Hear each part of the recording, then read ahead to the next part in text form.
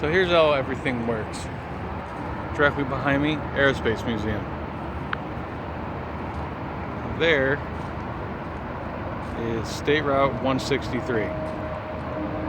Up from that is the Firehouse building, which used to have all the fire alarms for the city of San Diego.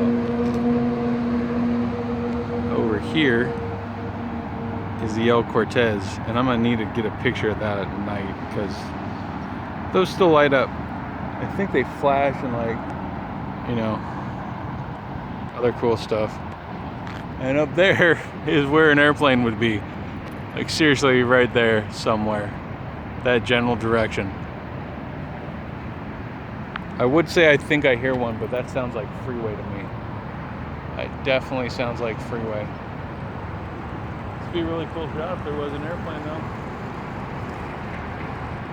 There's an airplane. I hear one. Where is it? There it is.